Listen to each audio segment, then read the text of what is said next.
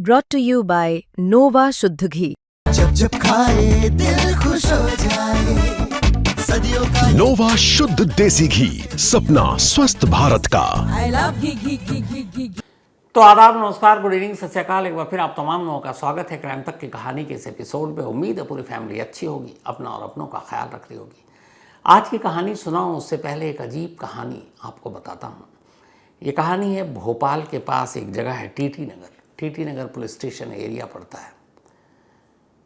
अभी पिछले हफ्ते इसी भोपाल के 12th district and additional session जज हैं मिस्टर जयंत शर्मा। तो जज जयंत शर्मा ने एक फैसला सुनाया।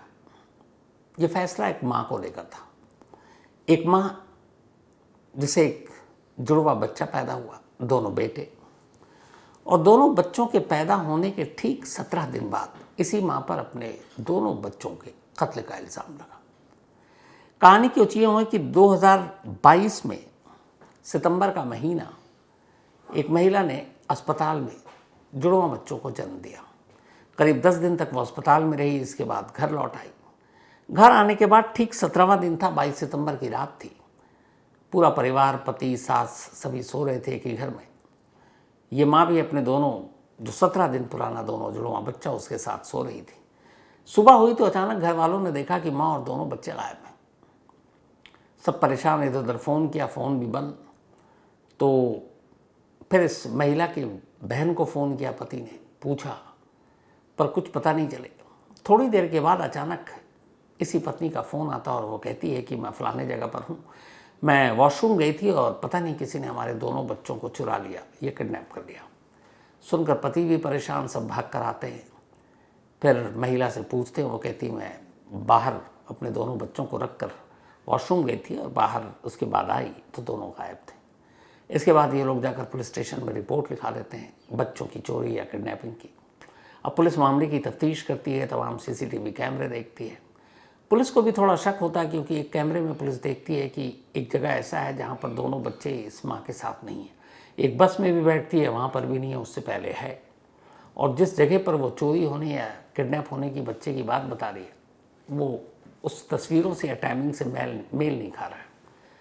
खैर, पुलिस अपनी तफ्तीश में लगी रहती है। 17 दिन पुराने 2 जुड़वा बच्चे गायब हैं।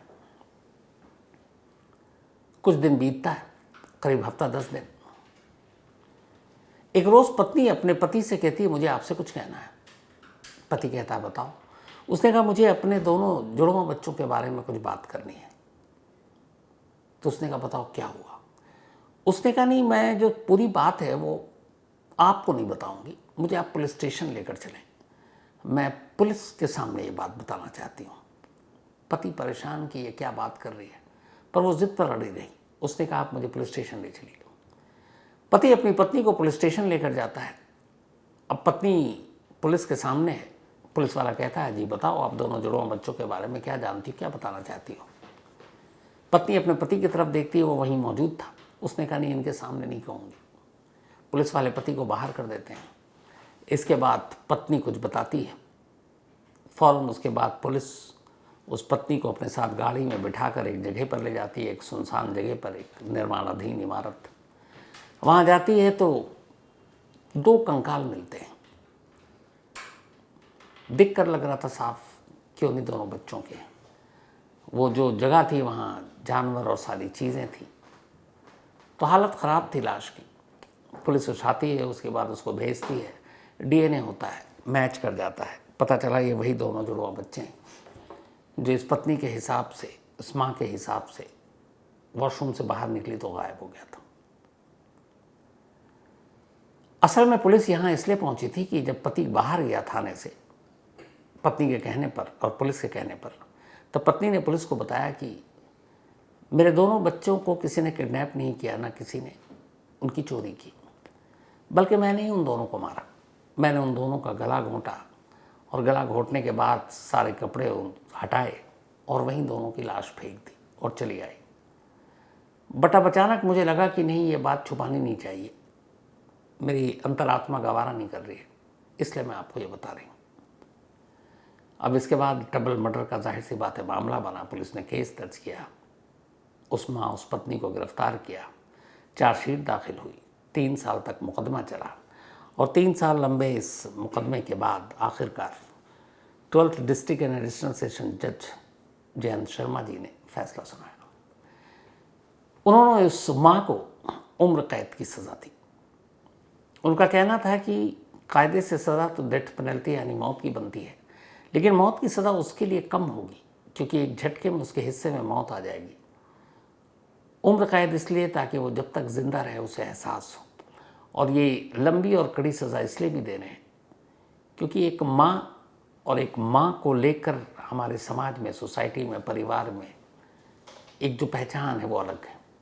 और यहाँ एक माँ अपने 17 दिन पुराने 17 दिन सिर्फ जिसको पैदा हुआ है उसे मार डाला।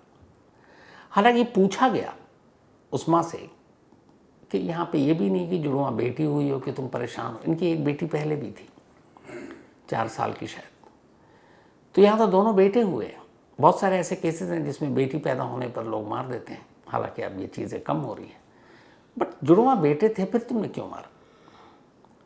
बार बार ये सवाल उस माँ से पूछा गया। उसने हमेशा एक ही जवाब दिया। उसने कहा मुझे खुद भी अंदाज़ा नहीं कि 22 सितंबर की उस रात हुआ क्या था। मैं सो रही थी, सुबह अचानक उठी, मैंने कहा मैं मायके जाऊंगी और दोनों बच्चों को लेकर निकली।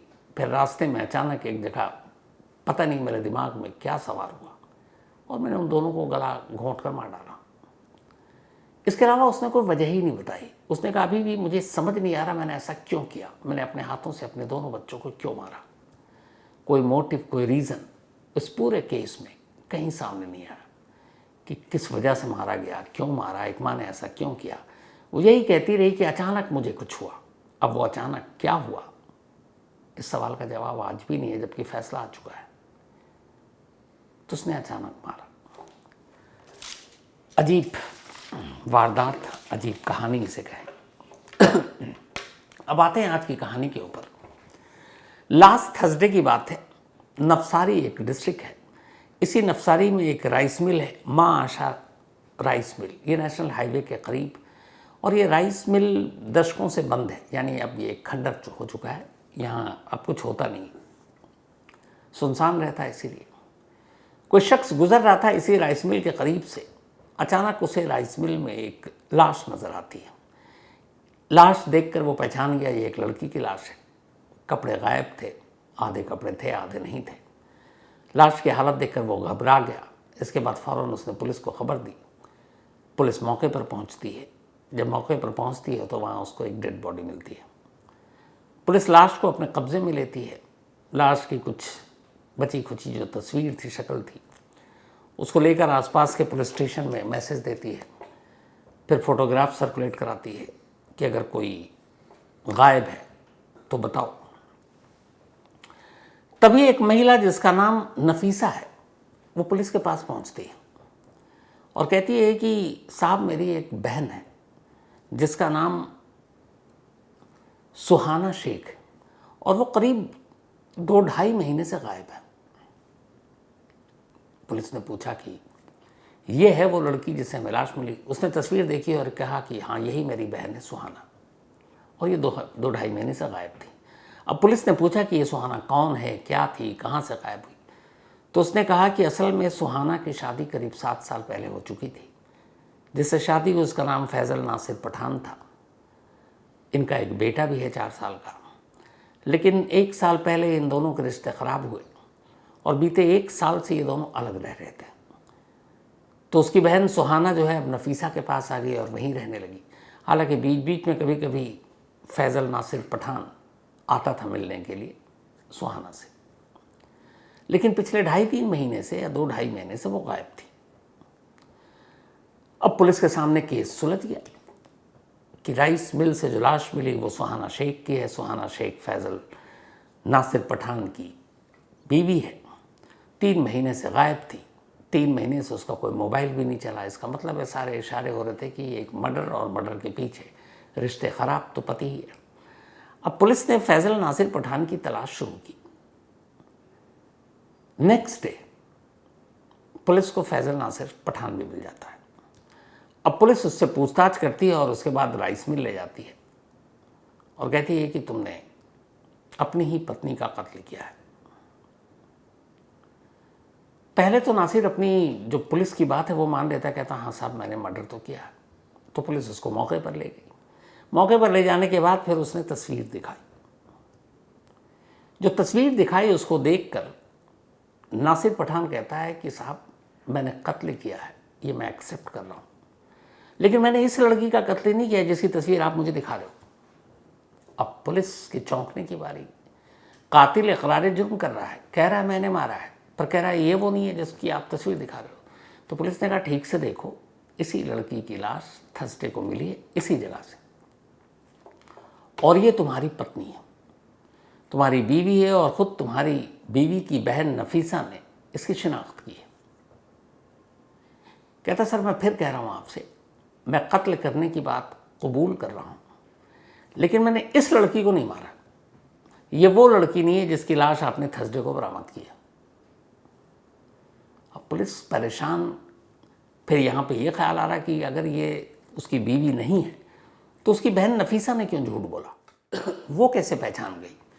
और इस बीच जब ये लाश मिली, नफीसा ने पहचाना, तो नफीसा ने आकर पुलिस स्टेशन में अपनी बहन के अब कत्ल का मुकदमा भी दर्ज करा दिया, हत्या का मामला, और नामजद उसी के हस्बैंड यानी फैजल नासिर पठान को इसका कातिल करार दिया। पुलिस ने अब नासिर पठान को उठा तो लिया, लेकिन तस्वीर देखकर कह रहा है कि मैंने इसको नहीं मारा है। अब बार बार जब उसने कहा तो फिर पुलिस ने भी पूछा कि भाई तूने मारा किसको है। उसने कहा जिस लड़की को मैंने मारा उसका नाम सुहाना शेख नहीं है, बल्कि उसका नाम रिया है। अब पुलिस फिर चक्कर में।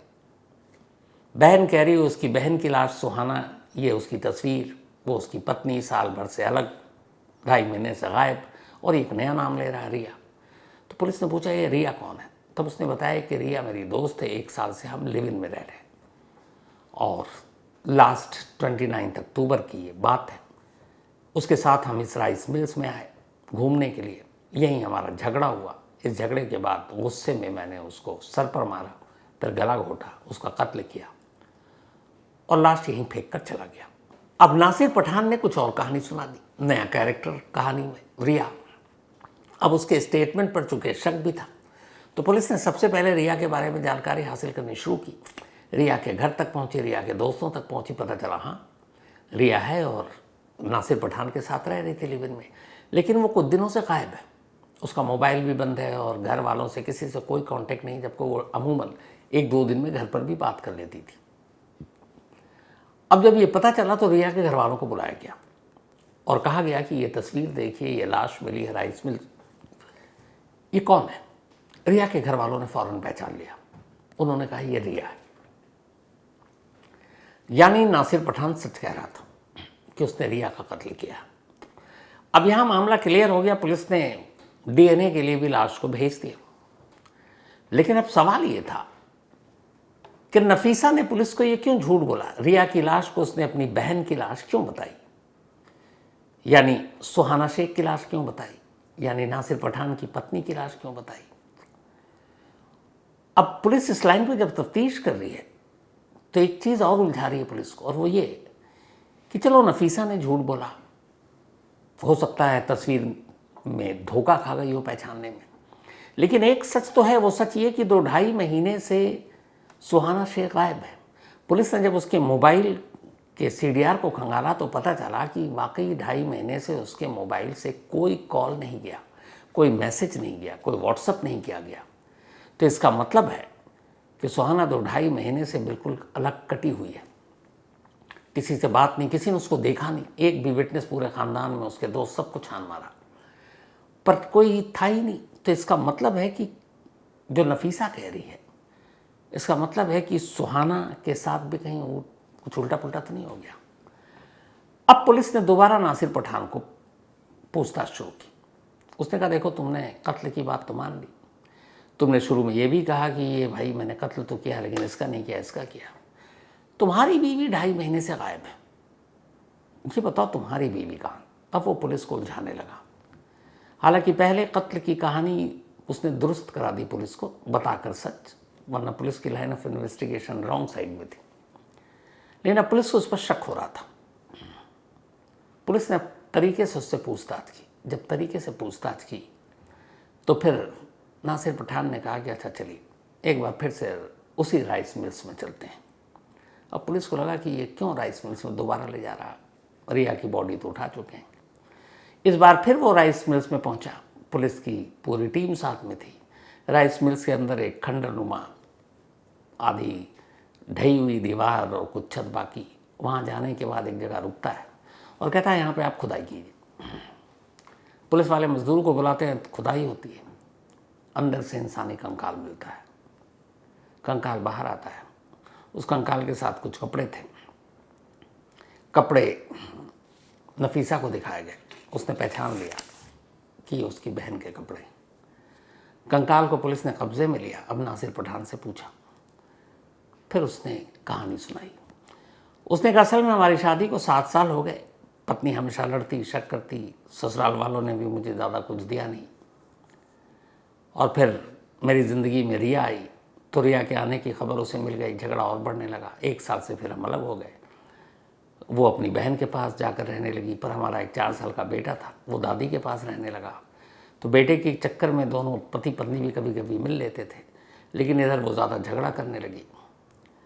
तो फिर एक रोज़ मैं गया घर, उसको साथ लिया और इसी राइस मिल्स में लाया।